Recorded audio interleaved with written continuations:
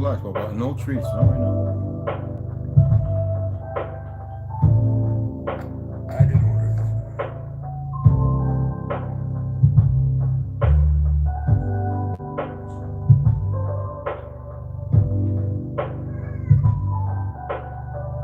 Calm down. What? You want a treat and I'm not giving you. Gotta eat some cat food, man. Yeah. You just playing. Hi, Papa. You attacking my fingers and everything.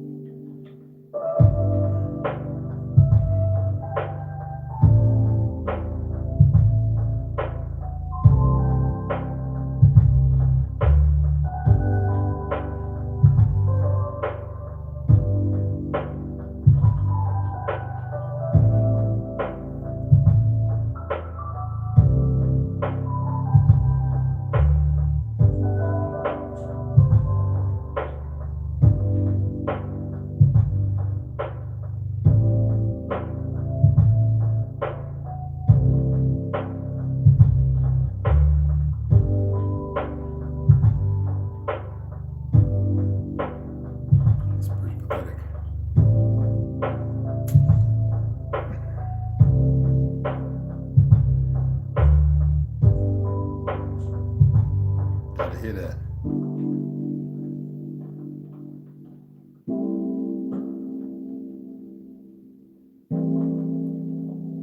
Okay. She need that iOS. What you do, bro?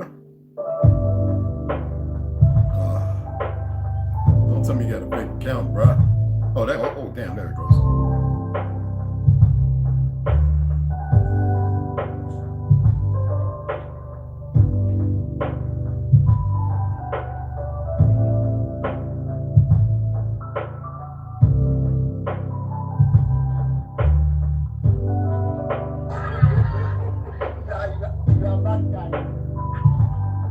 We don't do that, bro.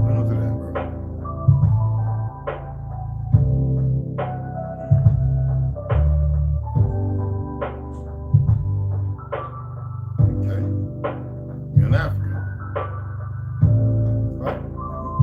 Where's the 5-minute rap, bro?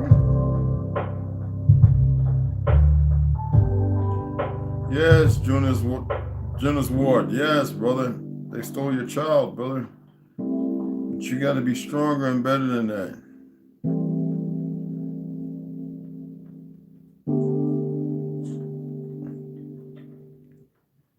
You're no longer able to use what? What is this? You'll be okay. You'll be okay. I don't have branded content yet. You cleaning yourself, Papa? Oh, yeah, there we go. Come on, show me, bro. Let me see your oscillation.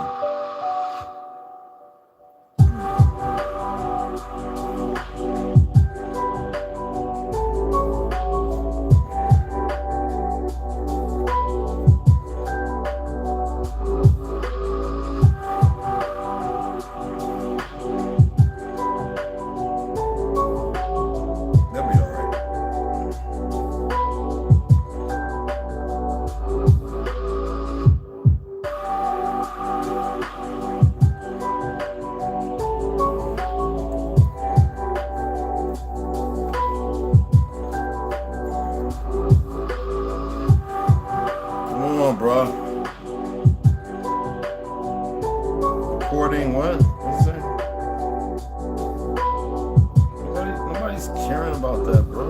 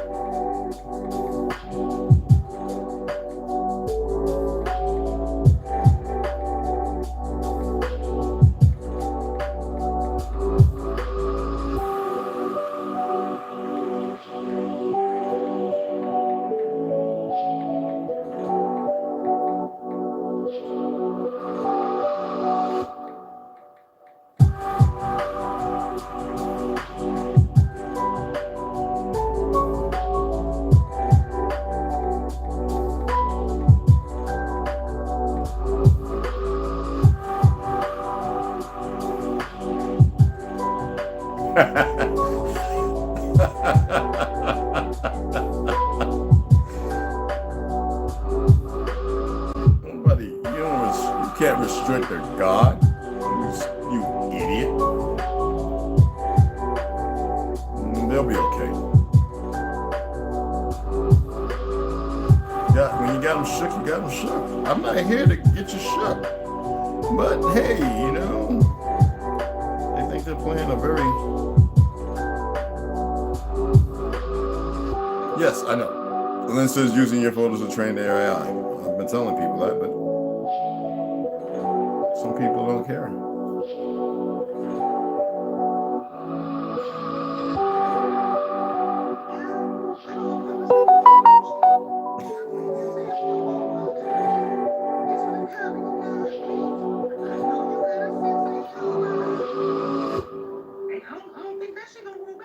I like the puppets, y'all. Anyway, I'm gonna get ready to read.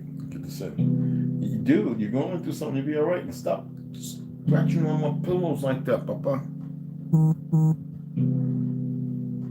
Your pillows too, but still. I brought them in here before you, so mind your manners. I gotta fix your scratch poles too. I don't know how you tore those up, man. Them things, well, I think they're made in China. Nothing deplorable against China. The manufacturing is just sloppy and pathetic. But it plays a role. That is, wow.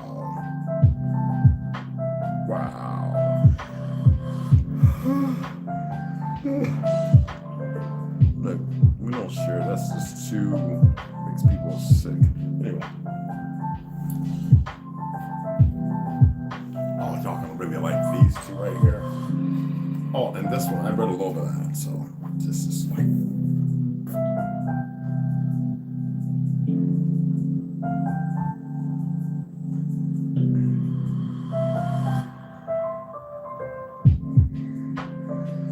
I'm going to read this again before I read, and I'm going to share something.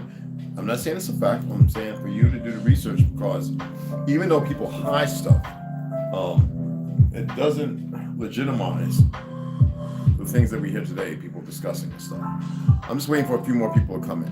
Hopefully they will. Like I said, let people know I was going live. Shadow banning's real, And I know that somebody's live right now. But regardless of that, I had to add carrots, y'all. I forgot my carrots. I have 3 left, so I put them all in there. And it's still just peaked at the right height. Isn't that? Wow. Now with this, if you want, you can actually take oats, whole oats, and chop them up. Now, there's flax in there, so it's unnecessary, but you can have oats. I'm not doing that. Just for more fiber, because the liquid. Liquid is not really fibrous, y'all. Not at all. So, but the fibers, so it's where your intestines will absorb the goodness that's that's in here, and you don't want to overdo it. Anything could be too much, especially the way that look, the carrots, when I was juicing them, I had a little and these are supposed to be organic, right? A little like the coconut oil that I cook with. But then I remember I had the spoon laying in it, touching it, and I was like, oh, well, that's the spoon that I used to get the coconut. I was like, oh, okay. And so when I was blending, that's nothing but coconut oil, which is not going to kill you. It's the fat, the meat. Before the heart becomes very, very sweet or whatever. Or, well, it's the way they expel it. That's what it is. They coagulify, like blood. It coagulates, excuse me. So that's all it was. So we're gonna wait about another 5 minutes. If you want to go somewhere, use the bathroom, get something to snack on, come back. It's gonna be a good reading today. It's gonna be good.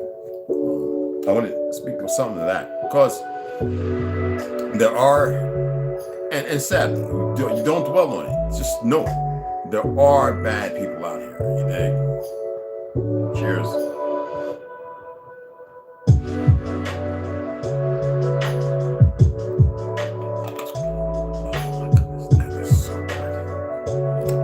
So good. There's no cucumbers in there, but you would think there is. It is phenomenal. You feel me?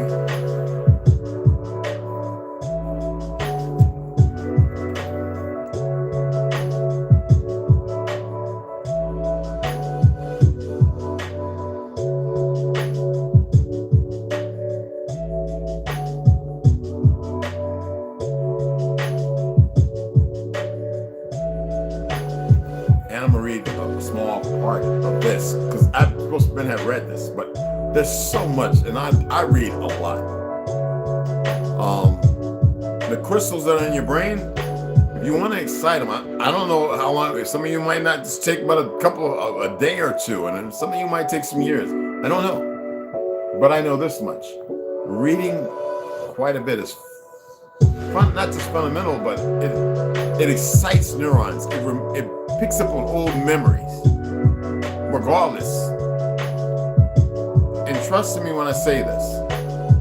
I'm going to bring it down again. I've said it twice before in 2 of my other videos, going back a long ways, but I'm going to mention it. So I'm going to read Arthur Koestler, The 13th Tribe, Small Cert, and then we're going to go to The Gold Disc of Kusa and the narrative that's given. And then we'll get into the Heaven Bearers, and then we'll go into the Exposing Exposition, and then Mud Flood 101. I'm sitting here relaxing. I'm charging up my radios because I'm thinking about doing, if it snows tonight, I want to go out and set up a tent, take one of my little buddy heaters, and I want to go out and just crash, and and I got this little grill I made. I want to see if I can grill some vegetables, and some rice, and just let the cold do its business and camp at night. I mean, in the elements. We've always had structure in the buildings. We've always had heat and cool. But yeah, I like to drop a couple of these off with some friends, and then while I'm out there, if I need assistance,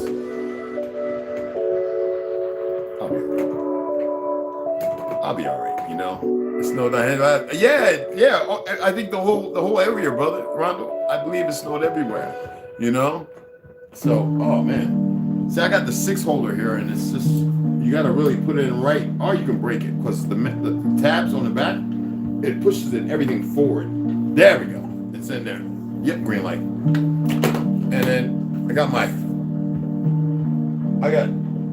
going to take this green. I'm going to take 1 or 2 of my my solar panels to make sure magnetize, charge my phone. So, I mean, you know what I mean? Not magnet, but and my tablet. Watch a little Christmas story or I don't know, something entertaining. Maybe the Stand. I don't know. I have all platforms, so every platform has something playing with it. I just don't download no movies because it kind of robs you. And I'm gonna share something else with y'all to play. That if you have Pandora, I believe it's on other platforms, but we'll get into that.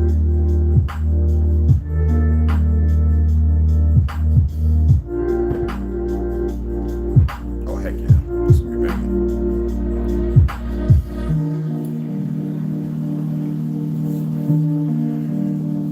I got a sticky tape, but so because of you, all this hair, bro. You're doing too much.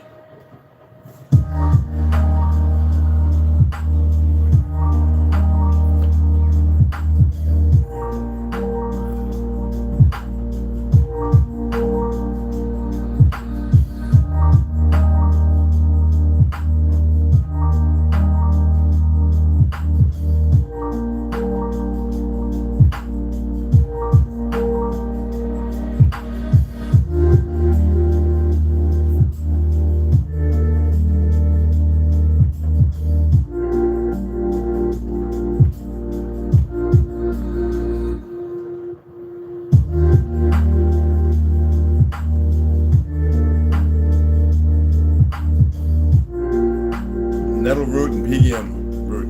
That's why I like that one. And then this one's just the palmetto, the saw palmetto berry. And it's fabulous. And a Poland capsules. So that's just straight saw palmetto. The other one has, like I said, it's really good stuff.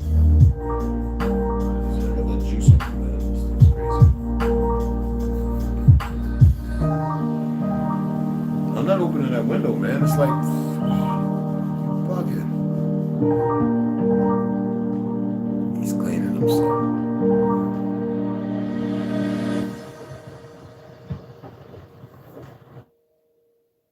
you some free jazz. It's lovely, it's beautiful. I like it. It's very light. It's very light and lifting. But I'd rather listen to some jazz right now. Not house, but let's get the raw free as well.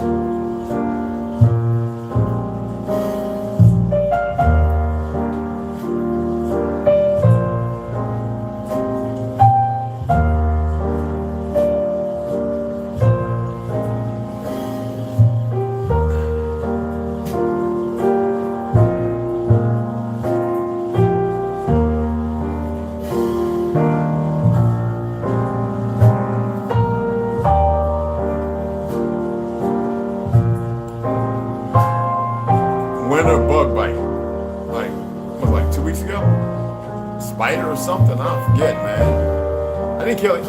I just flicked it off, and I was like, "What is that?" It ran away. I was like, "Oh my goodness!" Got that? You know, when you got that good, man. The bugs, anything want to bite you.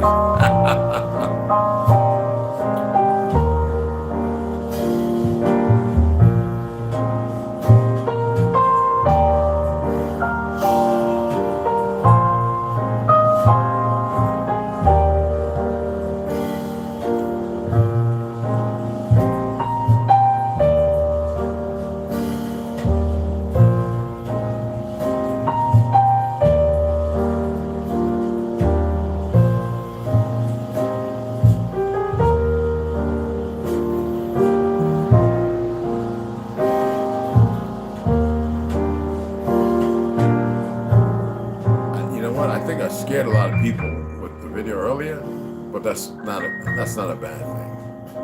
Because you know what? When you plant a seed, especially with people who are vibrating, the rhythm is a little offset or a little low, right? And the seed is there. There's no way to escape it. None of you can escape anything that I plant. The thing is, I plant things so I can cultivate it, and I can bring you around to another position of thought, the frame of existence in yourself, allow you to blossom, to come out of whatever it is you're in. You dig what I'm saying? And for some people, it's not ergonomic or tactful as far as where they sit. Their placement is they want to believe in whatever facsimile they've created in the narrative of their head, which is so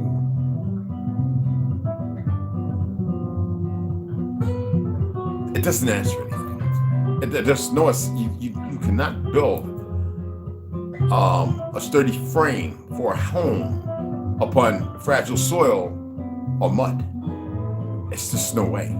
You know what I'm saying? And some people,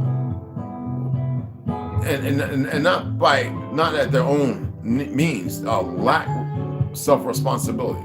The resilience is not there, and that's not beating nobody up. I was like that for a long time. I thought with the information I had, I was like, I know. Come to find out, though you have information doesn't necessarily mean you know. Though you're researching things and you find out something else other than what you already know, it doesn't mean you know. It just means that you are developing something that has been undeveloped, not turned on. Though it's there, it's been detached. You dig what I'm saying? And that doesn't satiate them. That doesn't fulfill us. That doesn't, you know, it's like you go and have a plate of food and you still, like, you might have a tapeworm not know it. So you know, you're not saturated. You're not full. You don't feel full. The issue is not that one is full. Some people have so much information it's perplexing, and a lot of information they have is actually not information at all. So there is nothing, the appetite is not fulfilled, you know, and a lot of people run around believing they're getting food. Sad point is the food sustainable? Is it fulfilling? Is it nurturing or nutrient? And, you know, most people don't have nutrient-rich food they're receiving by you know, auditorily. But there are those who are comfortable receiving whatever it is that makes them feel comfortable. You dig what I'm saying? Like, oh yeah, I can relate because that's where I'm at. And, well, that's not how we elevate. In order to elevate, we gotta allow ourselves to be in another domain. We gotta come out of the domain we're in, you know? So I get it. I get it. I get it, you know? Don't worry, my back is straight, man. Don't worry, I'm not hunched over. It's just, I used to have very big traps, man. Like, you used to call me no name. So, you know, I used to be like, all the weight I can grab. And so I whenever I see myself, I'm like, wait a minute, am I sitting straight? I got to keep on that posture thing because I allow myself to get lazy, and then I maintain that laziness in ignorance. Like I know it, and I'm like, I'll be all right. The thing is, how long? You dig? But we're gonna read that. Go Discacusa. We're gonna read a small little paragraph, and we're gonna read a paragraph again of Arthur Kessler, the 13th tribe. So later on, we'll get into, and I mean it this time. I know we'll get into the Book of Enoch. The thing is, like, when I'm inserting things, because I want you to know there is a time before, and what I'm going to allude to before I read, you might be like, I've heard that before, or the possibilities and thought you might have thought it. You might be like, oh man, I was consciously thinking that. And maybe this will, I'll check it out in a little bit, hon. Send me a video of what is it. But anyway, right? Oh no, it's this thing about the Biden's vehicles, which is probably going to be pretty good information. But the thing is, we let's put it like this, you know, when I say grand rising, you know what it alludes to. When I say grand elevations, I don't necessarily mean like,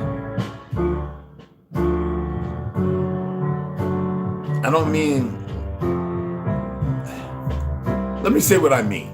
Forget what I don't mean. What I mean is, today you have more in circumference of your truth. And may it be relevant to you. May it illuminate you in a way that you weren't illuminated yesterday, and don't worry about the day before. May you persist and be, you know what I'm saying, and your perceptions be upon more illumination.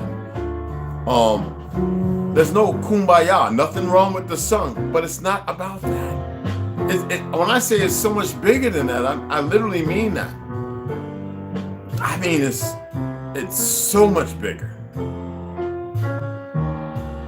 I mean, in ways you cannot conceptually conceive, to be contrite. There's nothing you can, when you start stepping into it, you'll realize that, and even when you express it, it's phonetic. You won't say what it is, because you know that we have been dealing in a world where everything's being given and then taken away. It's control. So when I tell you that everybody is a slave, the problem is, it's the narrative.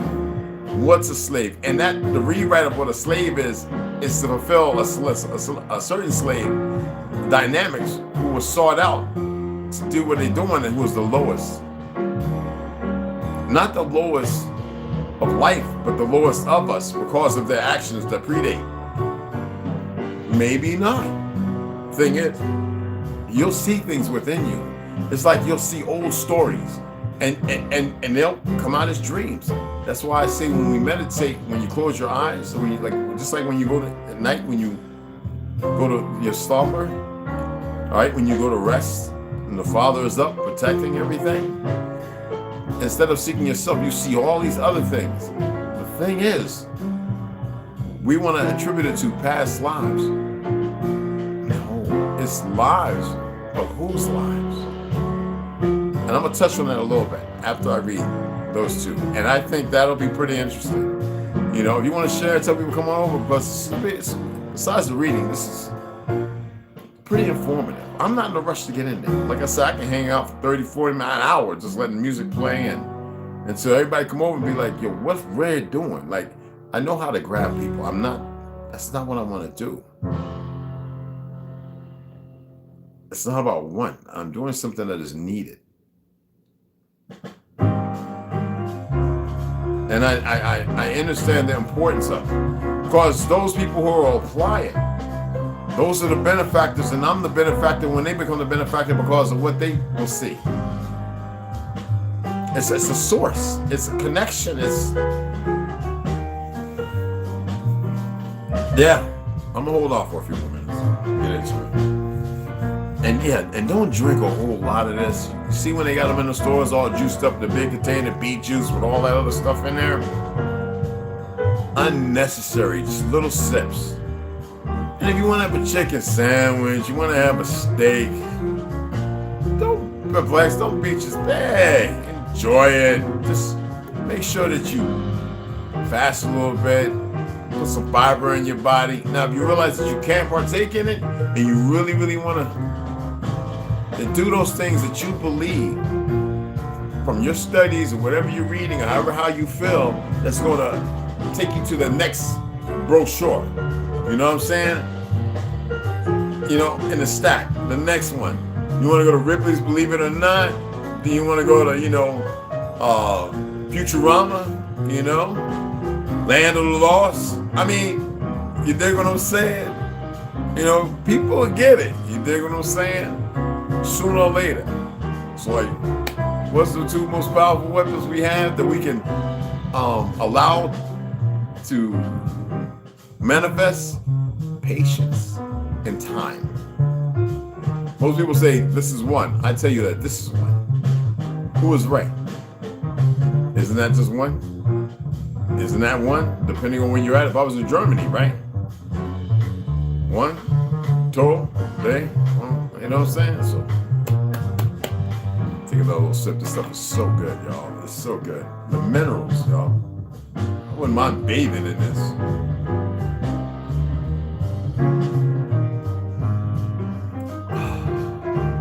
And you know you got it right when it starts to crystalline.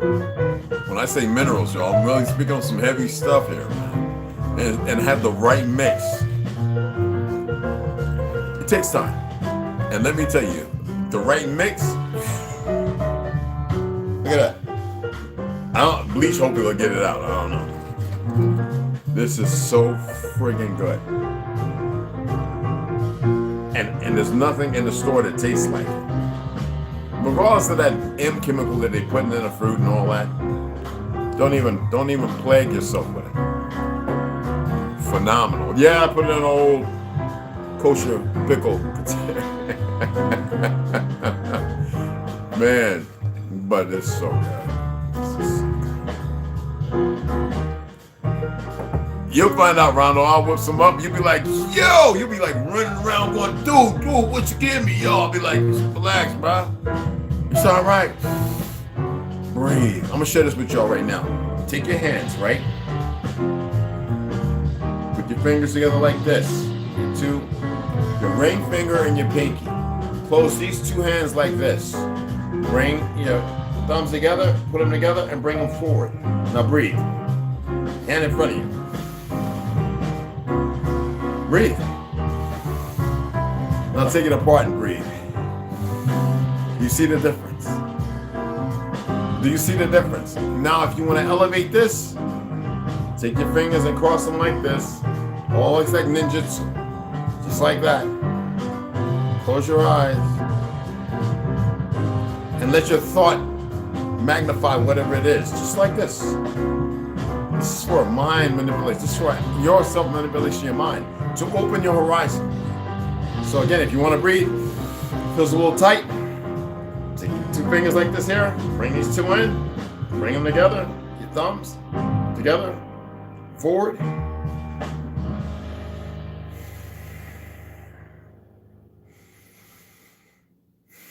It's so much freer. These acupressure, remember? Heart, kidney, liver, lungs, spleen. You can press a little hard, but don't press too hard. Oh, there's many more. We're gonna be slow.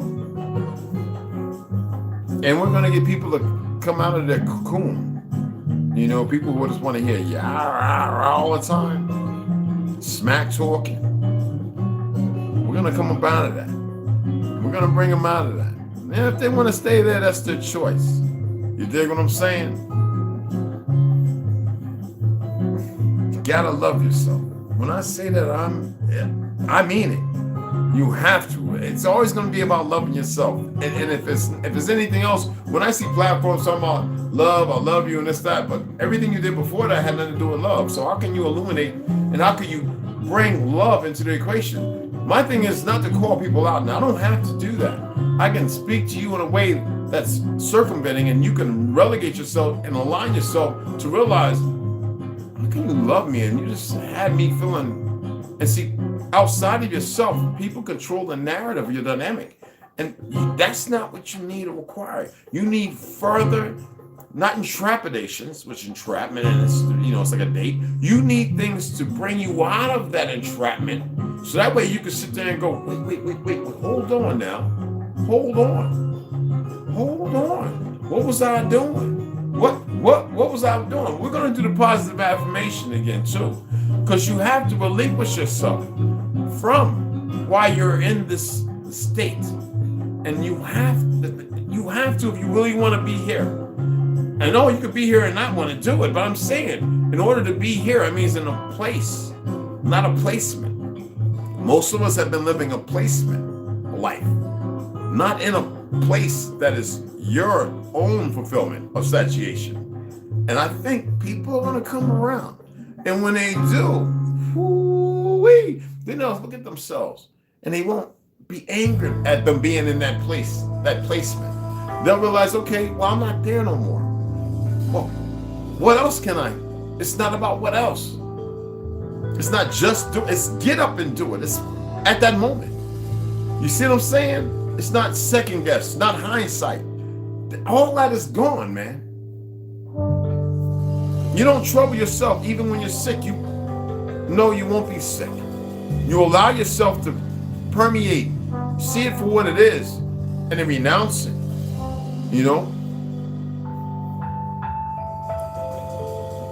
What's going to be is going to be.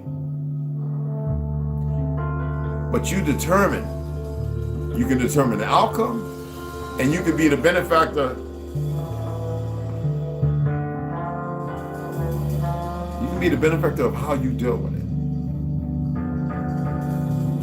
We always, the emplacement is to allow other people to deal with it, and we believe we're the benefactor because, thank you, you healed me, thank you. You don't have to say thank you. No, self-appreciation is beyond nothing. But to have complete love, there's no requirement for self-appreciation. So, hey, Reploy, what's up, hon? There's no need for self-appreciation. See, when we need self-appreciation, we're outside of ourselves. Now we require something that fundamentally is not truly sound, because how can you give me appreciation? If I have to seek your respondents for appreciation, then how can I truly appreciate it? This is not a tongue twister. This is not a puzzle. This is not a riddle. Reality. There is no way that I can appreciate me for what you say, or appreciate you outside of myself for you being you. I love you. There's always appreciation, but I don't have to speak it. And appreciation is so less. It's not as big. There's nothing bigger than love, y'all, and passion or compassion. And compassion has been mitigated for the wrong things. Yeah, I got a compassion for the gay community. I got a compassion for the politicians. What? That's not real. That's an obstruction. That's a foul on the line. That's a yellow and an orange flag. That's no, maybe a red one. That's a penalty. That's you know. I'm not saying not to have love or compassion. Self-compassion is the everything. Self-love, I'm telling you, it emanates. It comes out. It goes out, and it touches your aurora. If you know your aurora changes. Everything changes. Your connection to earth, your connection to when you walk and how you move or float through the air. When you want to stomp around for the rest of your life, when you take your shoes off and you mitigating your toes responses when you're walking, it's important. I got to go outside every day. I went outside in the snow this morning, but barefoot, tank top. Everybody looking at the snow and hitting me, and everybody looking at me facing the north. My cat was even looking at me like that. Alexander like that. Not my cat. Alexander, excuse me. Doesn't belong to me. We belong to one another. Look at me like that. Man, what you doing? In the window. What you doing, bro? You know what I'm saying? I'm like this. I see you, and you see me. That's all that matters. Then when I was done, I came on in.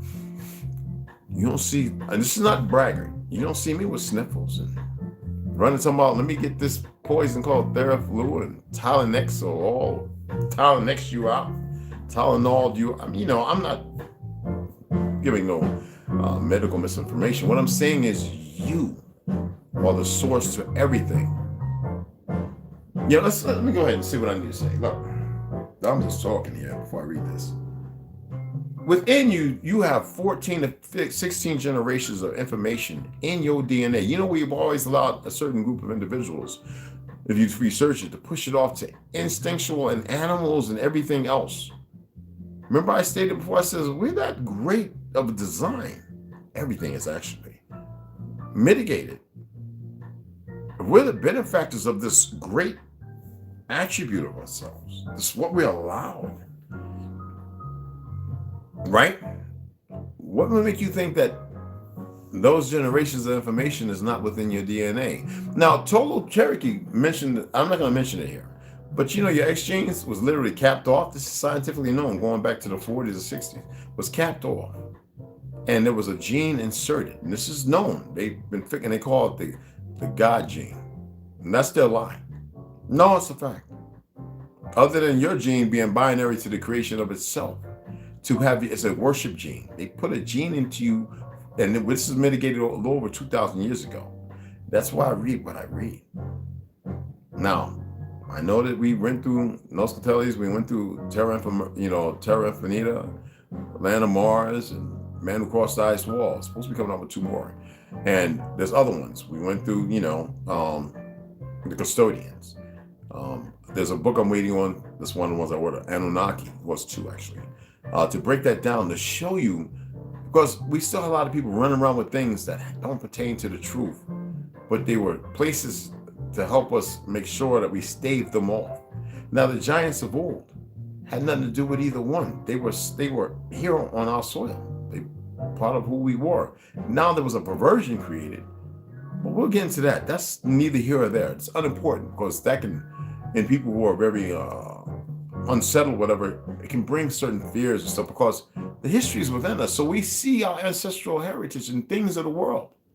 And a lot of times we don't know what it is because we have been deceived and detracted. And what all these toxins and poisons do is keep us from tapping into that reality, that truth. Now, we, for another instance, are more capable to relegate ourselves into more of a readaptation or a transitional connection, or even changing that change to create a reconnection once you know this. So the crystals in our brains can fire off. And when they fire off, when I tell you you are more powerful than what you think you are, I don't even want to say think, because you don't even think that you're even that powerful. When I'm telling you that maternally, you are more powerful. You are. And I don't like the word power because it alludes to something corrupt and then fiction as well. Well, you know what I mean when I say that. When I'm saying, I'm making a statement to, you know, your progress, and you don't have to be the, you don't have to mention it. You don't have to be the person that put it on Front Street. You don't have to run out and snatch the tire of the whole underneath of the carriage of another car, flip a truck. I'm telling you, what you're capable of is more than that. No, literally. The thing is, though, you have to be able to tap into it. It's one thing to believe it. It was another thing, you know, you heard the stories. The woman that lifted the truck up the, you know, the little, you know, where the baby was safe, and she held the truck up for like 10 minutes. You know, the guy that went and flipped the back of the side of the Volkswagen off the side of the road because, you know, his friend was under it, you know, crossing the street, or the guy was hit by a truck, you know, knocked, you know, half a block away and gets up and walks away unscathed. At the last minute, when they turn around, it's not the case for everybody, but there's little things that happen. And they hide this information. What I'm expressing to you is you are more capable, but you don't test it. You can test it. You pay attention and you elevate. So when I say grand elevations, it means not what everybody is utilizing it for, like another word. Okay? Let me read this right here. Okay? Now I want you to pay attention. This is young adult fiction. Is it really fiction? The Gold Disc of Kusa, a boy of the mound builders meets DeSoto. Alabama Library Association Award winner. Now, you heard what I just said. Listen to this. A young boy narrates the imaginative story of the historic meeting between DeSoto and the Alabama Indians. Alabama Indians. The last of the mound builders, the Gold Disc of Kusa, describes the civilized culture in the years until 1540, when the Indians finally made their fateful stand against the Spanish at Muella. Now, you remember I expressed to you about King James coming here? Very renowned man here many a times, like everybody else, before Tartarius' complete fall and annihilation. And he came here for about 5 to 7 years and left. You know, he's eventually, you know, and some years later, our bibliography, who we are on the earth, is retorted to a constrict. And then, again, we go back to this worshiping phase that broke us. It took a while to kick in. Much has been written on the Spanish conquest of Mexico, Central America, and South America. Did you hear that? We're talking about Alabama here, right? Much has been written on the Spanish conquest of Mexico, Central America, and South America. Why they don't say Moors? But too little literature has been written on the conquest of the Southeast. Brown's book begins to fill a need in this area of literature. She vividly depicts the meeting here of two cultures very far removed from our own. Though the Gold Disc of Kusa is intended primarily for young readers, it is fascinating reading for all ages. It is a fast-moving adventure story that is hard to put down. It could well become a young people's classic. That's the Birmingham News. The Gold Disc of Kusa, I was reading the whatchamacallits on it, you know, I forget the word. Anyway, The Gold Disc of Kusa is a beautifully written book filled with bloodshed and hate, but also with love and loyalty. That's Florence Times, Tri-Cities Deli. And people don't know about these newspapers or whatever, you know, the small, you know.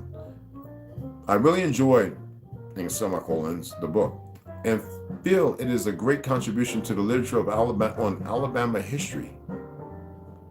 But at top it says young adult fiction, especially for young people. Lou Rawls Atkins, historian and writer. All right, so this is actually a pretty freaking good read, and we're going to get into this. I want to do 3 readings today because I find it very pertinent and important, because we've missed about 5-6 days of good intelligible reading. Now I need to read this, written by Kezar himself. Somebody stood out the mix, and you know he paid for it. Did he? Nah. He's loved, man. He's loved by me because of what he did. So he's well off. He's fine. Arthur, this is the startling new discovery about the true ancestry of the Jewish people. It will cause a stir. John Barkham reviews. Arthur Koestler, the 13th tribe. And I'm going to read a little more than I did last time. It's imperative that you know truth is in front of you as well as more so inside you. And who has more to lose by you knowing the truth? This book traces the history of the ancient Khazar Empire, a major but almost forgotten power in Eastern Europe, which in the Dark Ages became converted to Judaism.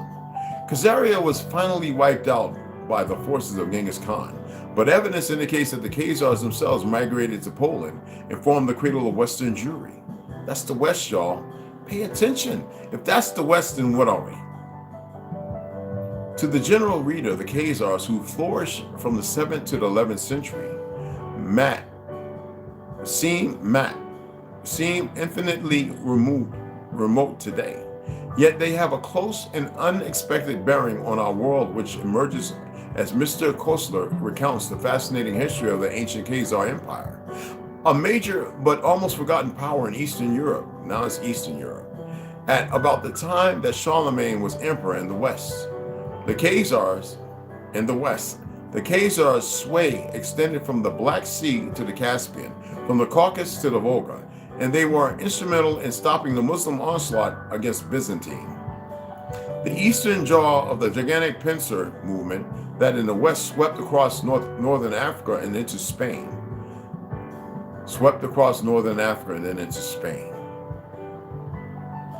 Thereafter, the Khazars found themselves in a precious position between the two major world powers, the Eastern Roman Empire and Byzantine, and the triumphant followers of Muhammad. There was no Islam, Mohammedan. There was no religion. Anyway, as Mr. Kostler points out, the Khazars were the third world, and the other one's supposed to be Christianity, which it wasn't. Khazars were the third world. Listen, as Mr. Kostler points out, the Khazars were the third world of their day, and they chose a surprising method of resistance, both the Western pressure to become Christian and the Eastern to adopt Islam. Rejecting both, they converted to Judaism in the second part of this book. And they never speak of here, but you hear them slip up and mention the part, right? The heritage. Mr. Kostler speculates about the ultimate faith of the Khazars and the impact on the racial composition of the social heritage of modern Jewry. He produces a large body of meticulously detailed research in support of a theory that sounds all the more convincing for the restraint with which it is advanced. Yet, should this theory be confirmed, the term anti-Semitism would become void of meaning. As Mr. Kostler writes, it is based on a misapprehension shared by both the killers and their victims. The story of the Khazar Empire, as it slowly emerges from the past, begins to look like the most cruel hoax which history has ever played. That's why I keep telling you people with this Hebrew, Jew, and this and all this religion, they utilize a narrative based on our origin, but has nothing to do because we didn't do religion. We did not. It has been perverted. They have created something because of worship, and they have misaligned themselves and yet utilized it once something contacted them and utilized them because it saw what they were about, a warlike people, not a true people. And see, I know it sounds like I'm saying something binary that is full of hate. That's not the case because there's many who come out of that. The Khazars were loving people. It's an obtruse objection. When you're misled by when you think about a little over 2,000 years ago, who do you think mitigated our apprehension and put that worshiping gene in us to direct us to want to follow something, to reestablish the connection to control and have rule over us?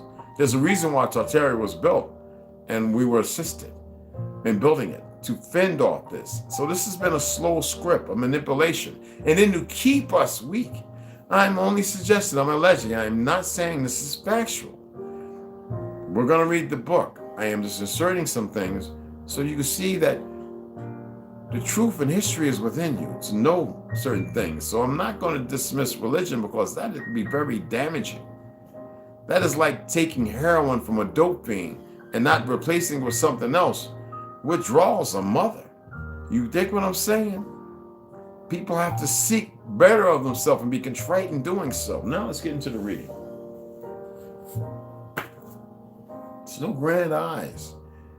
There's only you and me. Me and you. And that's the way you should look at everything. And then there's the mirror. As above, as below. You don't see nothing up there worshiping. You don't see nothing down there worshiping. We're supposed to give thanks to our mother and our father. We're supposed to honor them. Why would we worship them? Are you paying attention? What is nurturing? Why would something create us and then make us worship it? Like it needs something to worship when it creates. Like, make it make sense, people. You are supposed to be gratuitous and thankful of who you are and construct. There is more food, even with this destruction and messing with the oil, than ever could be. That's why they're destroying so much, to create an illusion. And then to sack you upon it, because they've destroyed everything. There is a narrative being painted by an enemy that wants you, if you want to call it, whatever you want to call it, I'm telling you that you are bigger than whatever it is, because it would already subjugate you. There's a perversion, and it's a false concept of our illusion of power. And I tell you that you're all powerful. I'm just not throwing it out there for you. So let's get into it. Heaven Bearers, the Great Reset of 1834. Let me straighten my back up. I'm gonna put this behind. I need that. I'll let my booty slide down. There you go. Oh man, there we go. The Great Reset of 1834 and the Mud Flood. Janine Helen. I wish it would be wonderful. Forget wish that people just hang around and listen. Henry takes the oil lantern he is carrying and moves it around to the corner of the room. Something has caught his eye. Wow, look at that, he says. Her eyes follow his, and she realizes there's a large organ in the room. There's a fireplace like they have upstairs, but it looks slightly different. It has no place for any air or smoke to enter or exit. There's a family portrait above the fireplace, and it doesn't look too old and faded. Henry, please move closer to the painting. I'd like to have a better look at it, she asks. The blood rushes from her face. It's them. She steps away and trips over something and lands hard on the buttocks. Ouch, she cries out and starts to giggle. Are you okay? Henry reaches for her as he asks. Do you know these people? He asks her and frowns softly. He helps her up and she dusts over her dress to get rid of the dirty on it. I'm fine, she laughs awkwardly, and then shakes her head. No, I don't know them, but Malcolm knows who they are. They were a king and queen of some sorts. This was their house. This isn't America, people. No. Is it? You've been paying attention? You mean King Finn and Queen Ariella? She turns to him surprised that he knows who they are. Yes, I have heard of them. He gives her another cheeky smile. Rumor has it, your beloved Malcolm is her son, you know. That is why he is so special. This is Germany, England. Anyway, special. I figure his daddy must be, he doesn't finish the sentence. Azrael, she answers and says what he is either too scared to say or not sure if he should mention it or not. He doesn't confirm or deny the name. He just walks back up to the family portrait and takes a good look at it. Don't tell anyone you found this. Please, Bonnie. There's not much left of them or anything really. They have taken over it all and given things a fake purpose and name. They even lay claim to the design and buildings that our people built for you and I. His voice turns to anger and he is clutching the edge of the fireplace. I won't. I won't, period. I don't know why things happened the way they did, but we have to live with them now. It might not be forever, but it is reality for right now. She places her hand on his arm and tries to lighten the mood. I'm sure there is a lot down here. We need to explore this place some more, she questions. Henry interrupts her rudely. And what do you hope to find? Your mother, Bonnie? She is dead, you know that. Her facial expression changes suddenly and she is hurt by his insensitive comment. I know she is dead. She snaps at him. This world doesn't belong to them. It never has and it still doesn't. We can take it back. They want to create a species of slaves. Did you know that? She did a complete 180 degrees just like that, and her voice full of anger, and she is shaking. That didn't make no sense like that. And her voice full of, and it's an F, y'all. It says I have F, but it's supposed to be of, her voice full, no F, of anger, and she is shaking. Shouldn't be nothing there, excuse me. They are going to take my child and make him into a slave. Her eyes fill with tears, and he understands why she is suddenly so upset. You are pregnant? He is surprised and saddened at the same time by this revelation. You are the first in quite a while around here. Turns out it isn't so easy for the Phoenicians to get our kind pregnant. It was much easier for the heaven bearers, but you see, they tricked the Phoenician women. Check this out. What do you mean they tricked them? How? She asked. Malcolm hadn't mentioned this. No one has said a word about it.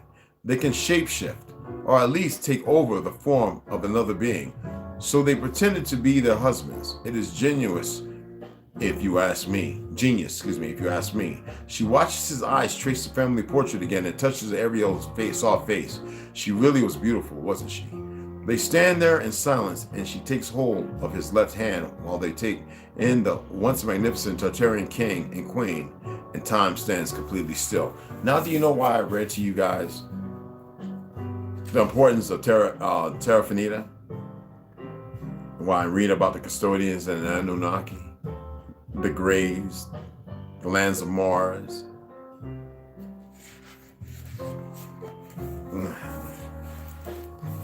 There's so much more to our earth, Eventually, and you have to prepare yourself. That's all I'm saying. You have to illuminate yourself. Eventually, he leans over and tells her they need to head back, and she knows he is right. Her stomach starts to grumble, and she realizes that she is really hungry and thirsty. Promise me, we will come back here, Henry. It doesn't have to be tomorrow or the night after, but soon. He is reluctant to agree, but eventually does. It will have to be soon. I have a feeling your husband is going to make sure no one can come down here ever again. He will most likely close up the window nice and tight. She nods that she understands, and they navigate their way back to the ground level. She is still holding his hand as he walks her back to the house like a real gentleman. And just before she reaches the door, she stops him. She takes out the note she had put into her pocket and shows it to him. Can you read this? He looks at it for a minute. My Tartarian isn't the best, but if I had to guess, I would say it says we are out of time. He takes the note from her and puts it in his pocket. Your husband is watching. Now go to him. She keeps her head down and walks inside the house. That's all I'm gonna read right there.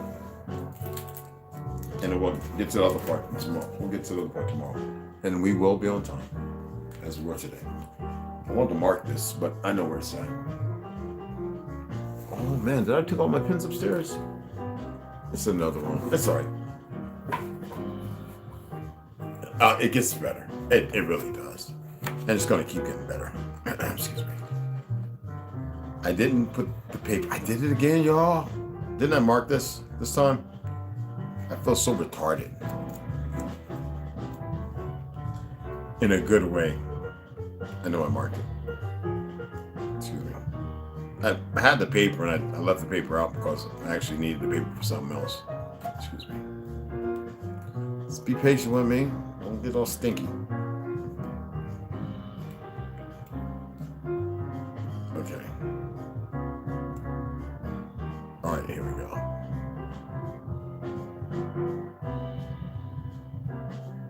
Okay. Planning and building. Okay. Make sure. Because we talked about New Zealand, remember? And became one of the civilizations, and we talked about, but we must look ahead to the great expositions after Paris and the cities that held them to recall where the investigation is headed. A, where the buildings were already there from long before and just needed to be refurbished and or restored. Or B, was there a technology at the time that is not reported or believed? One we may just rediscover today. I'm gonna show you that he was pretty quick to put this out. So so he put that twice. It's not beating up on him, okay? It's not what it says. It just says, was there a technology at the time that is not reported or believed? One, we may just, and it should be may just be rediscovering, okay? Today. All right. Because before we had read the great building of this fair was the Eiffel Tower, 1894, 894 feet in height, still one of the attractions of Paris. However, it does not look like it did when it was first built. In early construction photos, what can be seen are some rounded structures along the first level. These could be seen as photos taken during the 1900 exposition as well than a decade. That is correct, right? Yes. Yes, it is. I'm right here, y'all. Excuse me. I missed the whole part. It's fine. It's fine. Let's go ahead and get that in. At the New Orleans Cotton Fair, because that's where we're supposed to be at, of 1884. It clicked on me. See, I'm saying it clicked. The Smithsonian set up a presentation that all races were symbolic of a human lifespan. Listen again. At the New Orleans Cotton Fair of 1884, the Smithsonian set up a presentation that all races were symbolic of a human lifespan. And the blacks and natives were at the children's stage, so we know what they were doing. Okay? While the whites were in the adult stages. They also set up comparisons of native skulls and the skulls of criminals, which were the native skulls and the skulls of criminals, which were presented as small but similar, compared to the large skulls of white people. Early fairs, when they did present exhibits on American blacks, they showed how good they were as agriculture and industrial workers, but not that there should be any social equality for them. I have footnoted. This is the people who were to rewrite history and change the narrative. Pay attention. American blacks, agriculture and building. Relax. Don't get caught up. When I say that, I'm going to share things with you. Have a love and compassion and know that everybody has been confounded and fouled. All right? Attempt to do that. I know it's going to be hard for a lot of you. It's a suggestion. Okay. American blacks, they showed how good they were at agriculture and industrial workers, but not that there should be any social equality for them. I have footnoted the front piece of the book by Buell on anthropology because of what the description of the image presents. The photograph herewith is from an excellent specially prepared drawing which very accurately illustrates as nearly as the science of ethnology is able to the characteristic types of mankind arranged in a progressive order of development from primitive or prehistoric man to the highest example of modern civilization. The two central figures are symbolic, representing intelligence with the torch of central figures as symbolic, representing intelligence with the torch of enlightenment and the book of wisdom. We know this is Masonic stuff. This is to capitulate their arrogance and ignorance. They're being guided to enslave people who are great people, the slaves themselves. I'm just throwing that in there. So anyway, in the book of wisdom, invading the darksome cave in which ignorance skulks in companionship with bird or of evil omen and superstition, it is aspiration lighting the dungeon of savagery and directing the race to better conditions, moral, intellectual, and social.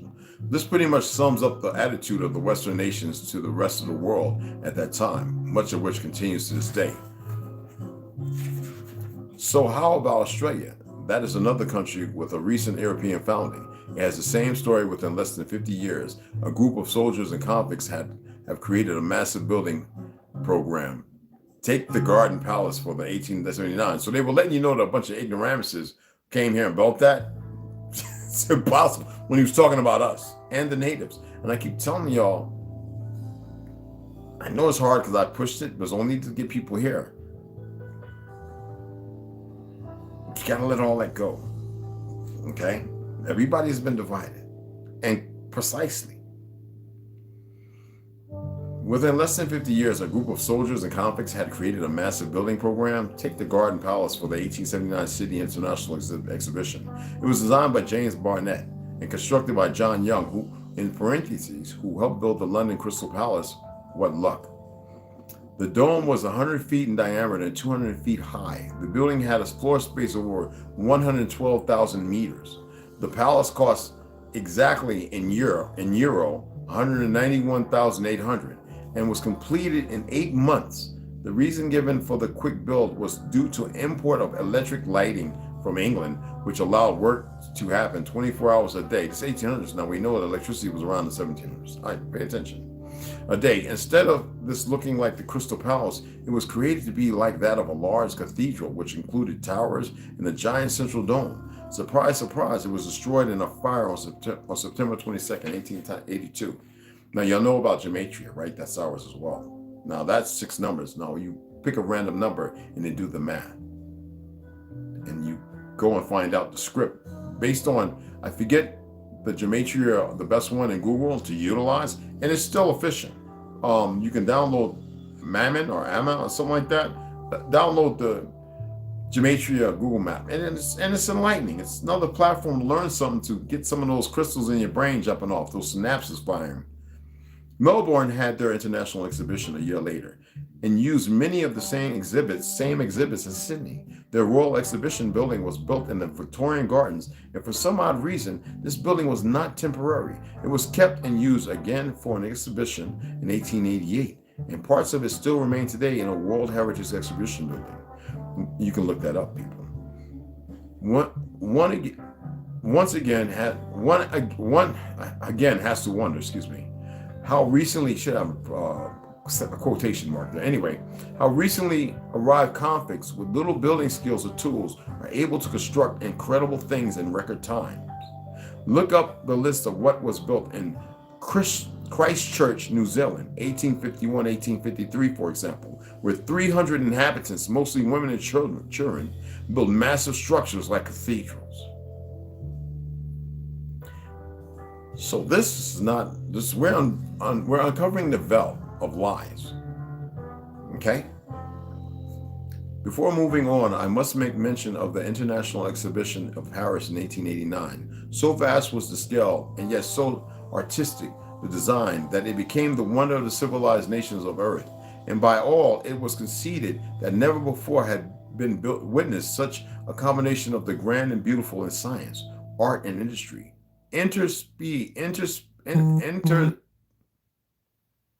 Interspersed, among the main structures were groups representing foreign lands, a street in Algeria, a Turkish village, the minarets of Tunis, and the dwellings of New Caledonia. And when I tell you that so-called Africa, Ethiopia, was a green place, and all of a sudden, somewhere around in late early 1900s, became a desert. Anyway, let's go on. While the art galleries form one of the most interesting Tunisian, almost pay attention, features of this effort, it surpassed, as I have said, all its predecessors. As a great international exposition with a larger scope and variety of exhibits than had ever before betrayed the faces of human industry, there were probably but few who could examine, and fewer still who could appreciate in their entirety the treasures and attractions of this great spectacular display.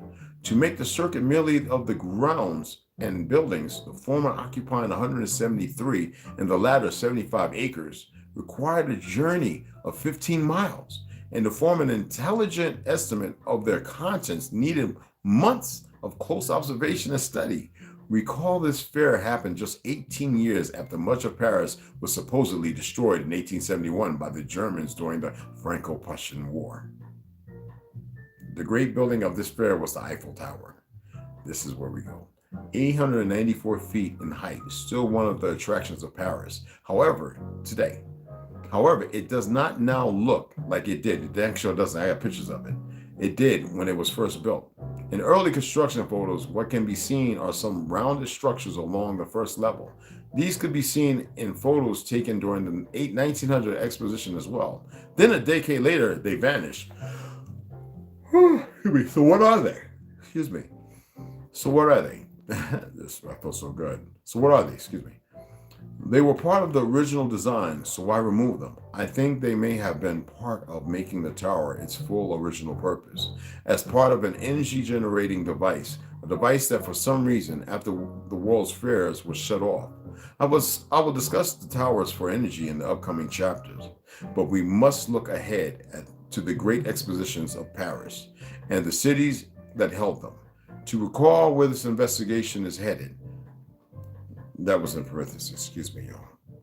A, where the buildings were already there Were the buildings already there from long before and just needed to be refurbished and slash or restored?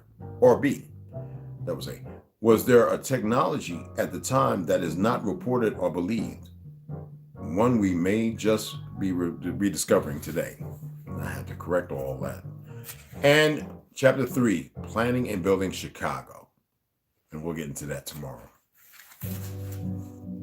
Let me see if there's I don't think there's a picture in here. Yeah, it's not showing up at the bottom. Which book? I have pictures of the Eiffel Tower. They're there, y'all. And they didn't build it. Refurbished, cleaning it up. These are ancient structures, removing things, Now, Illinois is building at Chicago's position to believe that they even could do this with all the thieves and crooks and all the lazy individuals. They just moved into our structures, people. You saw what I read in the other book. That's not to push hate. How they created a sword, the Khazarians, the North, so-called Africa or Ethiopia, and went and fought, and they were being chased by the Byzantines and, the Mohammedans and those who now we want to call Christians. But so they had to accept a religion. The thing is, what it doesn't say in that book, which I don't have to allude to, is the fact that the whole earth was connected, y'all. We all knew each other. We were protection. And there are some books that say that they came out of nowhere. So we allude in religion biography that they come from Gomer, who was of Japhet. Now all the pastors and all these people know this, but why is it that they play amongst us? Because they need the vision. They need you to lack the responsibility to go and be self-affirming reading. Look how we only got 3 people. Everybody's ran away. This is what I'm talking about. That's why I'm not here for the masses. It's important that the few get this, because the masses will never accept the reality of what could be truth. Therefore, how can you elevate if you don't even allow yourself to partake in things that may be relevant to the times? That's why I like what I do. So anyway, we're going to get chapter 3 along with the next part of Heaven Bearers tomorrow. And so let's go into Mud Flood 101. Cross over to, and we look at this. We saw these beautiful buildings. The way you could see, and Paul, what's his name? Who has a YouTube channel? I'll pull him up after I do this right here. Excuse me. We can see how they elevated to shut certain places off, and they did certain things. Even when I showed y'all raising a block of buildings on Lake Street, and this is a public domain image, Edward Milton, Chicago Historical Society. Anything based on society was a cult movement. All right, so here we go. Many wonder if the mud flood is the same as the biblical flood that cleansed the earth of all the wicked and spirit God's chosen family. So that's just to push a narrative, you know what I'm saying? Flood myths are ubiquitous, appearing in stories and legends everywhere. Several historical occurrences have been linked to a possible mud flood, include the Tunguska airburst meteor event and the volcanic eruptions at Santorini and Pompeii. And why do I say that? Because we know that in the last book we read of Terra Infinita, right? Incomplete now. And so we read about how they could attack us with weapons and they misname them. Meteors, this, that, and other. And why do you think that certain groups are moved underground into all these different things? But would that save them? Possible, depending on how it's built and where the strikes may happen. But you know what I'm talking about, the custodians and Anunnakis, that they have all different kinds of weapons. You don't know nothing, and they worry about us acclimating to them. But the thing is, who has built and utilized? You see what's going on with the militaries right now, right? What's the benefit of the outside factors? Why is it important to conquer our land? Okay, anyway, it is not clear whether these events are natural disasters of a random but cataclysmic nature or caused by, or it should say, I think, or caused by a technology unknown to us today. Researchers have pointed out that St. Petersburg, Russia, ancient Greece, Rome, Italy, the Great Pyramids of Egypt, and more are all said to have been rediscovered. It is worth noting that these places were physically unearthed by the people of the times immediately following the positive mud flood event. Facts. Was a previous civilization actually wiped out either by a mud flood or events preceding or following it?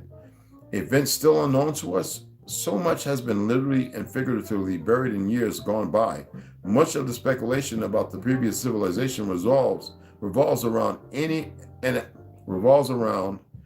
an apparently forgotten empire, Tartary. Tartary and evidence of its importance can be seen everywhere in archaeology and history. What if we told you the following examples: the swastika symbol, the two-headed eagle symbol, and variations of it, megalithic buildings, domed rooftops, pyramids, and obelisks are all considered remnants of this lost civilization. And we know the origins of them. Tartary in a nutshell. Here's what we know about the lost Tartarian civilization. Tartary was a gigantic country in Eurasia. See, this is from a pale skin narrative, appearing on different maps until the 19th century when it simply disappeared.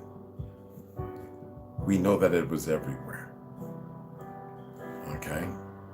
These are cities destroyed. I mean destroyed. And covered by many floods. And then built on top of. Now we know that Tartary, they want to allude to it being today's Russia. But we know that that would be the origin of the Abkhazarians. Depending on how far back you want to go, but we know that they fought in World War I and disappeared before World War II.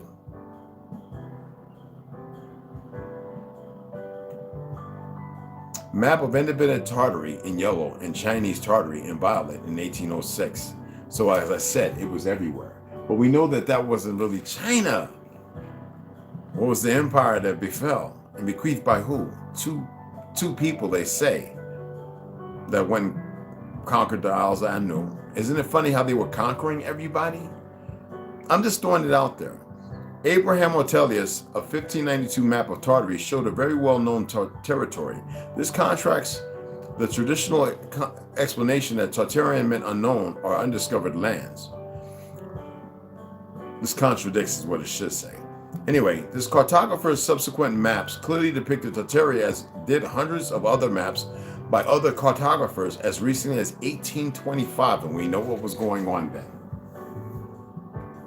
Yeah, I would love to reach out to some of these people. Records of flags and contemporary historical documents of his era shows Tartary's flag, third row, fifth column. I want you to pay attention to this.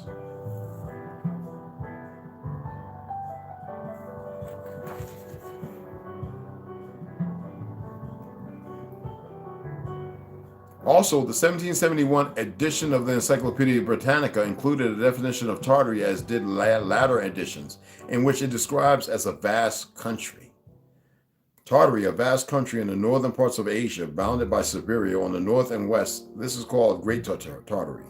The Tartars who lie south of Muscovy and Siberia are those of Astrakhan, Saurashtra, and Dagestan, situated northwest of the Caspian Sea. The Kalmyk Tartars, who lie between Siberia and the Caspian Sea, the Uzbek Tartars and Mongols, who lie north of Persia and India, and lastly those of Tibet, who lie northwest of China.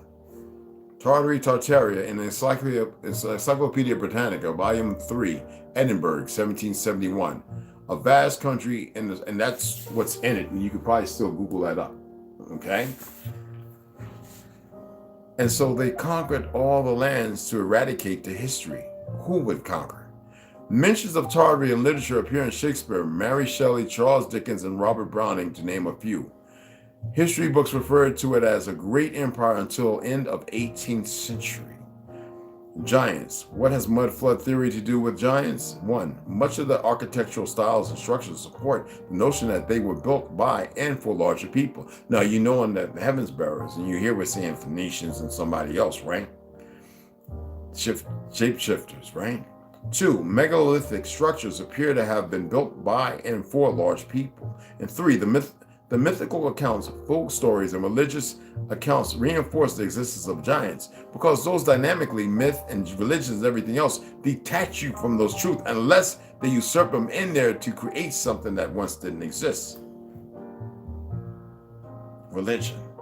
Here are some examples of gigantic people just to show how giants are within the range of possibility. The Dinka tribe, one of the oldest, darkest, and tallest tribes of Africa, which we know they are not originally of that land. Just the name Dinka should allude to something else for those who have awakened themselves. From the Geographic Archives, standing tall in the land of Genghis Khan during the first of 5 expeditions to Mongolia, Roy Chapman Andrews photographed the 7'5" man in 1922 in the capital city of Ulaanbaatar.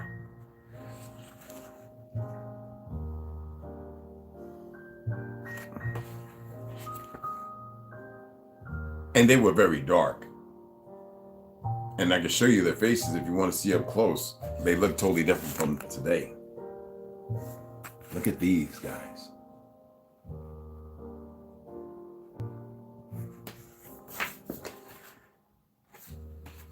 I told you Genghis Khan was a nigga. I know you don't want to believe me. But who rewrites the history? But they were pale skins. Don't get it twisted. We need to eradicate this fictional division of crayon colors, people. But there's a group that's here mitigating false narratives and histories. And they don't care about nobody, just our earth. So there's many more pictures, and we can get into those later. So when we get back, we'll read all this, okay? I'm talking about some giant-ass people. From Moors to Russia, Germany. I'm talking about cats that nest 9 feet tall, people. No, seriously. Look at the door. Who do you think that was built for? All right? So we'll get into that tomorrow as well. So I appreciate you guys hanging me for an hour and 22 minutes. I don't want to overdo it. Besides, I'm a little hungry. And then we're going to get, that's going to be tomorrow too. But we're going to get into this as well later on. I'm going to give some shout outs. I appreciate everybody coming over and taking the time. I know it's not late. I know people are working. I know things are going on. I know it's about 4 o'clock, I guess, on the East Coast, 4:10. And I meant to come on a little faster, but, I appreciate people taking the time, So Ronald was cracking, Rep Floyd was happening, Carl Black was happening. I appreciate it. Salutes. I bought that book twice, made it through 60%, got a hit. Hey, ToLU, what's happening, man? Yeah, right? Well, no, you don't have to say that. Not necessary. If you watch the new movie Trolls 2022, it has the Tartarian symbol on the European military. Well, everything they utilize to create the narratives we see is an oscillation of old world history, everything, and who we are. They're still destroying artifacts. Yes, and have you noticed lately now they're making Wakanda, they're making all kind of excuses and rationale to make it Africa, this new place they've created that's fictional. It amazes me when we know it's right here. And it's not to remove anything, because you see he's being careful to extrapolate on the fact that Tartaria existed here as well. But it doesn't matter. It's within you. The knowledge is literally within you. You dig what I'm saying? The information is within you. We can sit here and we can further have this cascading effect of downwardism, where we keep denying ourselves to elevate and keep finding places of argument and content and this, that, and distractions and hate and anger and rage, when, I got to read it, when that is not the key. So anybody that has you in that illusion, you must come out of it. Or your choices, you can stay there. And I will say this, and all you have to do is repeat this. I am willing to release the pattern within me. This is a great affirmation. Just listen. Yo, Westside, what's happening? I am willing to release the pattern within me that is creating this experience or this condition. And speak it into reality, okay? Repetitively. You've got to say this over and over and over and again. You must be the manifestor and You must not burden yourself with the fake world you live in. You must say, I am willing to release or free myself from this pattern that keeps me in this position, this creating, or the continuum of the creating this fake experience and this condition of lies. And those conditions that will keep you sick, anger, rage. Why you think, like I said before, you get diabetes and cancer and all this stuff. You are more powerful. You can eradicate all that, regardless of what chemicals are being utilized against you. You don't have to give that strength. You don't have to repeat it over and over. We don't have to be reprobate. We know what's being done. Like, what are you going to do about it? So, positive affirmation, verbatim. I am willing to release the pattern within me that is creating this experience or this condition. Okay?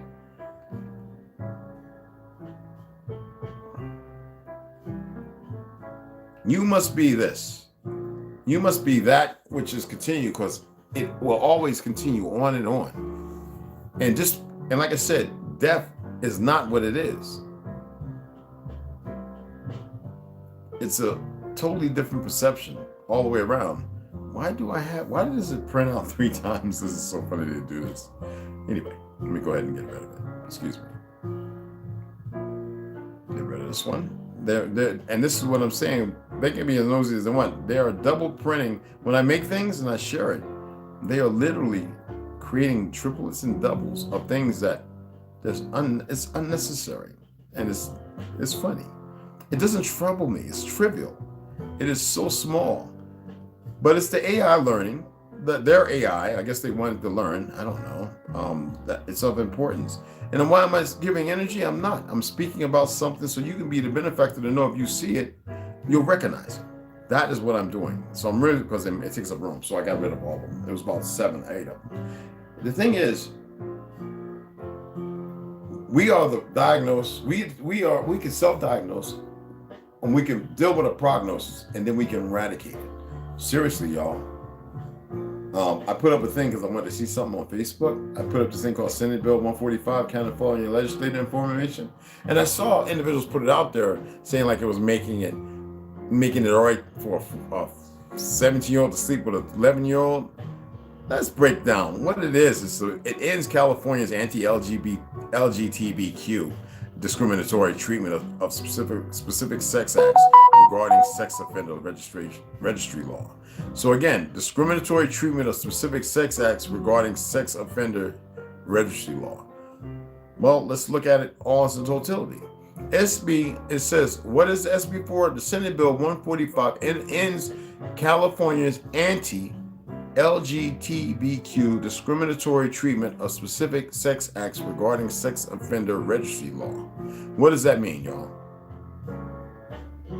Specific sex acts regarding sex offender registry law. So if it ends, doesn't it allude to that?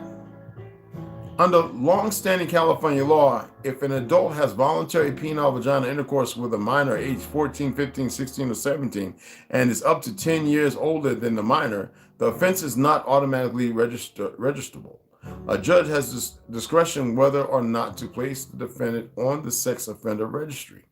By contrast, if the sexual act is oral sex and anal sex or digital penetration, the court must place the defendant on the sex offender registry, regardless of the facts of the crime, and even in cases where the prosecutor does not want to place the defendant on the registry.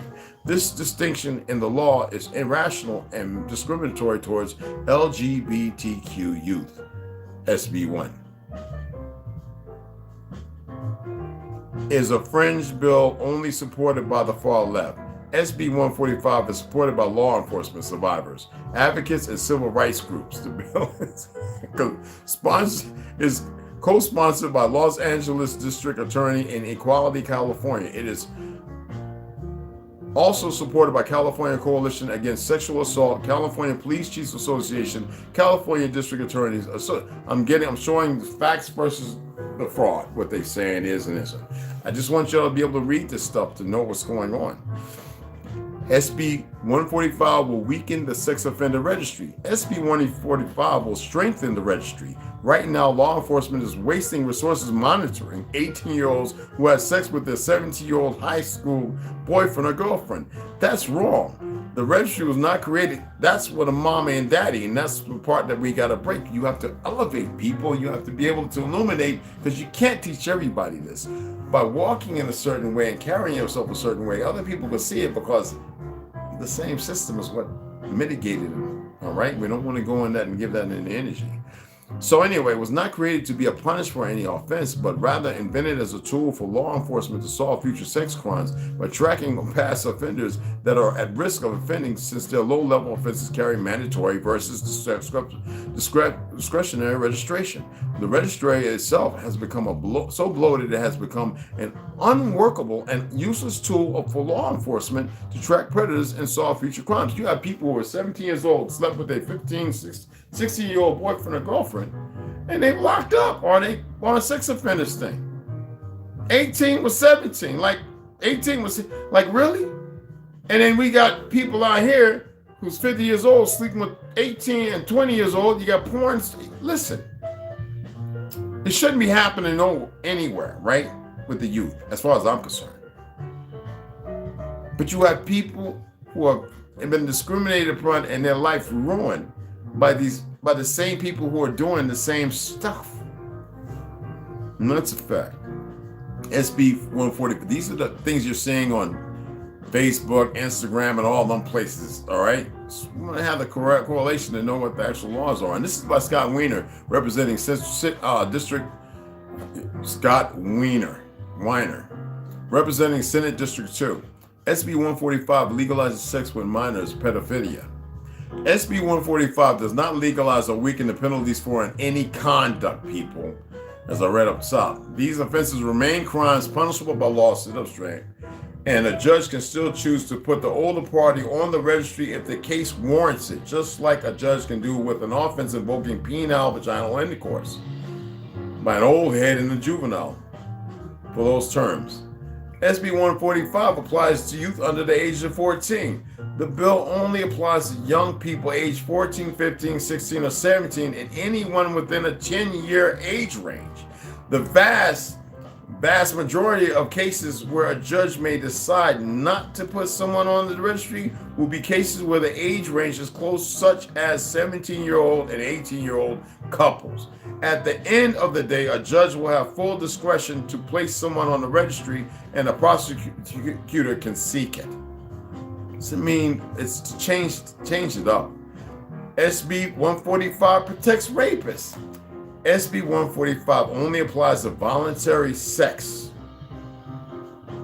It does not apply in cases where one party does not believe the sexual contact was voluntary or the behavior was predatory. And we already seen output on that, where certain individuals in costumes with badges and everything else, because of their, and we know this to be a fact, their perversions, have indiscriminately not held people responsible as they should have by so-called law. But you know you're still a slave based on the crown, a false crown, on a meritorious seed law of a corporate ideology that's created by the same wieners and such and such. SB 145 changes the age of consent and condones these behaviors. This is the bullcrap that I'm reading with the red X by it. And consent and condones these behaviors. It would allow 24-year-olds to prey on 14-year-old girls. The age of consent remains unchanged. Under current law, it is illegal for anyone over 18 to have any type of sex with a 14, 15, 16, or 17-year-old. This remains illegal under SB 145 and punishable by law. The only change is that a judge can decide at their discretion when the sexual contact is oral, anal, or digital, whether or not the older party should be on the sex offender registry. So that means the perversion. It doesn't say nothing about vaginal there. So 18 and 17, they're not just walking around being freaky and bust them out, send them to the hospital. And if somebody's screaming, couple is close in age and the behavior was, look, if the couple is close in age and the behavior was voluntary, courts already hold the same discretion when the offense is penile vaginal sex. That's USA Today, all right? The bill would not legalize pedophilia in California. So I put it up and I had to go and put that back in because they were already talking about, we're gonna, you know, they believe it in control. It's the sick ones doing all that, which obviously if they knew me better, and they don't know me. Trust me, no one does. Non-people that work for this channel and the AI is trying to make this best composite of me and reenact for learning purposes. It cannot, because I'm gonna change this up next week and the following week. Y'all, I appreciate y'all coming in. I've got to get some solid food in my gut. Love y'all like a motherfucker. And let me get another sip of this wonderful juice, and that'll be enough for the day. This stuff right here is magic. Trust me. You'll find out when you get here and you have some, but it'll stain you up pretty bad.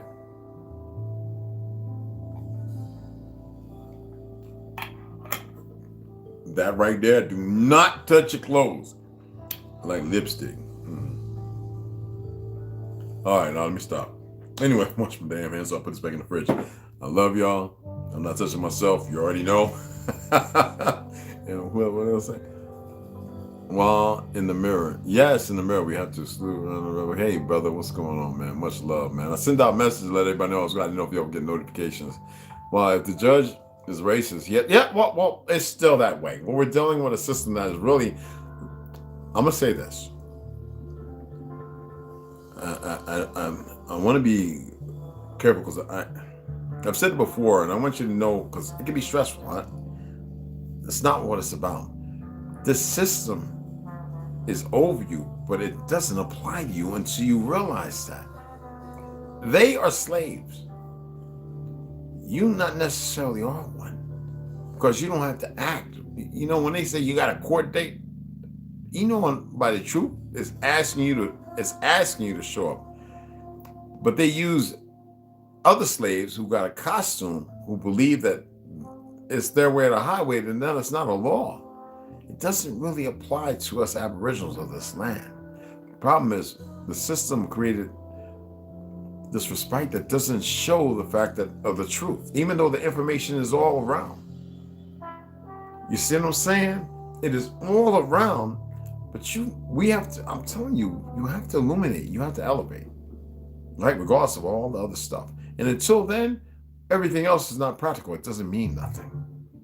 I don't care all the argument, all the law, all the books, all the things you follow, all the stuff you dig out. It's not beating up on anybody doing it. It's good to have people in the knowledge. What I'm saying is, it's not going to do you no good until you, all right? I don't want to say too much. I've said more than enough. All right? You have to elevate. You have to illuminate yourself. Okay? You have to remove the conditioning. All right? You have to. President Biden's son's lying about who cares? Anyway, it's not our president. He's the president. You know he's the president of the Crown's Corporation. Of the U. I'm serious. He's not your president. All right? Y'all have a grand one. I'm hungry and I got to eat something. All right? Y'all have a grand one. I love y'all. See y'all in a little bit.